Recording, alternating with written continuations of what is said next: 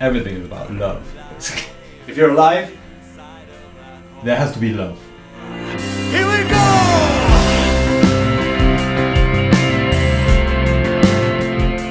The minute you know or realize or feel, experience love, I think you know immediately what it is. It's very difficult to explain in rational terms. It's more like a experience, right? And basically what I did in this CD is put love and death as opposed variables in life, not life and death. Or it's a bit like light and darkness, right? So this is about love and death. So I considered that if you have love in your life, you have found a massive piece of why we're here. And if you don't have love in your life, you're on the other side, you're dead, basically. Death, I think, is more or less the same. When you finish doing what you have to do here, you just go over to something else. But I think being here is about finding love. And love may mean many different things for many different people. To me, love is an experience. It's a massive vibration that unites us all, right? And I think it's more about completion of something that we've all come here to attain or to find.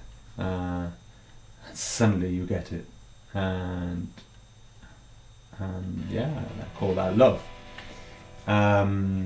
So yeah, this is about love and it's about death. The first song is called I Miss This Rock. It was actually called Valley of Death before, but it was a bit strong for a title, so I decided to change it. And basically what it means is, what it is a story of someone who is dying.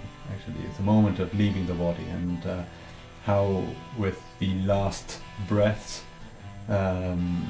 you start dropping everything that is material here. I'm walking through the valley of death, dark inside while out I can see the bright day, and the wind in my eyes makes my thoughts look grey. I travel tonight as I watch my last breath, and what I leave behind is so rotted away. It has seen better days, what was strong is decay. And there's no way back. But you still have some of the senses. They say that, for example, the hearing is the last sense to be dropped when you die. So if you have someone dying and they're suddenly dead a minute ago, you can still speak something in their ear and they'll get it. They say that that's a very nice thought, actually. Second one is Why. It's a song that has changed. It's probably the oldest song there. I made it when I was very young and pre-teen, actually.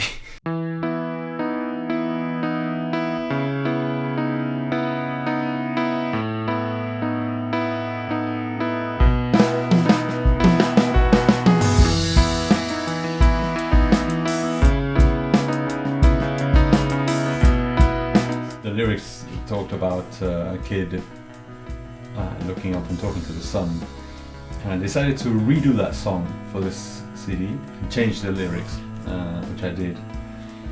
And this song, the new version of it, now talks about the death of a soldier. It's about a soldier who is in the desert with all his gear on, and he's very hot, and his head is seeing stuff. He's been shot in the leg also, and there's all this kind of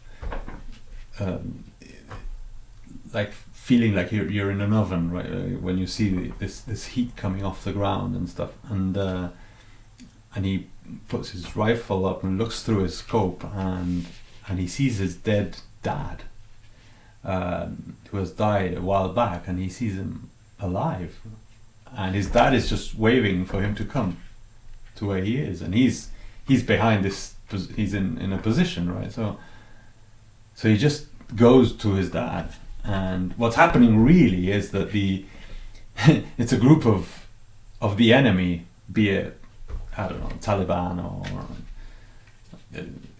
I imagine one of these modern wars where you have which are not modern actually, but where you have the Brits in Afghanistan, or anyhow, he walks to his dad, and he's actually walking towards his enemy, who are looking at him going, what's wrong with this guy? He's just come out of his position, he's been shot, and this guy is just limping. He's put down his rifle and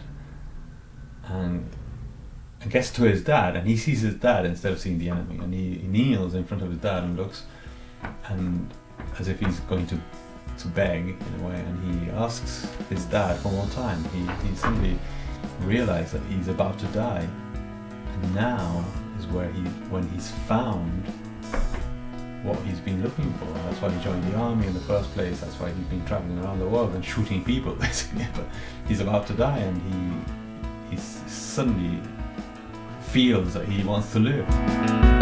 I looked up and saw the shining sun, and then looked down and saw my feet, then raised my eyes and threw my scope right where behind the crosshairs meet. My head so tired from desert heat, I saw my dad alive today. He looks at me and waves as if to say, just come this way.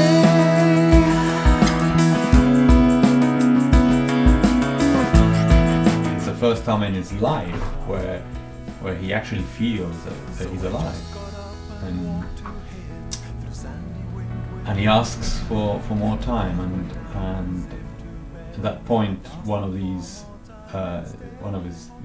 Taliban or enemies, or Al Qaeda or ISIS or whatever, just shoots him, and he just ends up on the floor, on the ground, on the sand, going into this weird situation where a bee comes up to his forehead and shines a light inside his head, and then a voice speaks, and in Italian and English, and there's we have a passage of Dante's Inferno there, but rest assured, the guy doesn't die. In my internal story of how this song came about, he doesn't die actually. He's left there as if he was dead, and then he's picked up by his own medics and brought back. So what happens to him after that, right?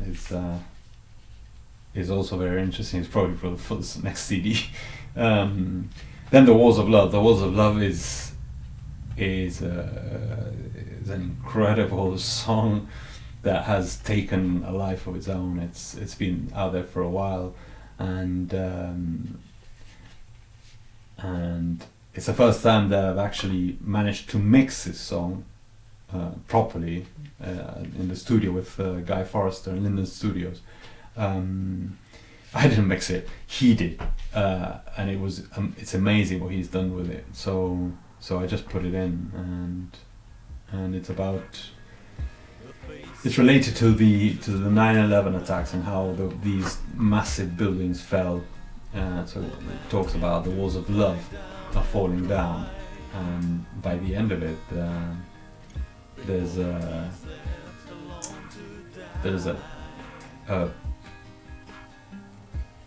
chorus, if you want, where the song just is uplifting, and presents a possibility to be better than we were. Right? I have to tell you what I saw today. A barefoot kid in freezing pouring rain. He had no food, no clothes, 'cause he couldn't pay his fees were paid. The walls of love are falling down. The faces change to the ground. All men can do is lie down and cry before he's left alone to die. It's time to change this world around,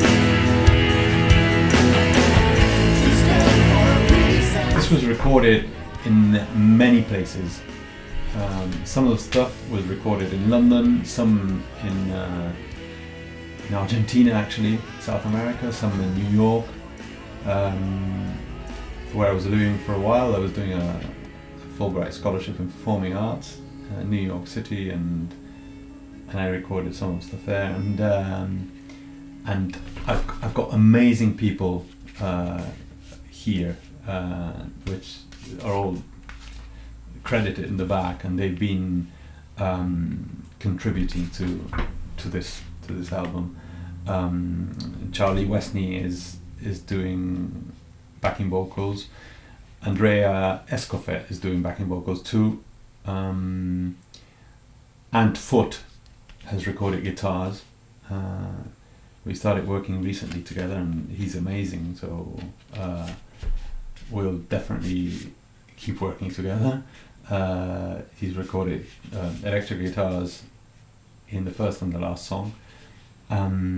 Leandro Bernardini is the bassist in a couple of these songs, and then Mike Andreu, he's been working with me for years, and it's amazing. He's an incredible guitarist and producer, and also bassist. He recorded the acoustic guitars and the bass for Why, the second song, and the acoustics for The Walls of Love, and the electrics too. And then I've got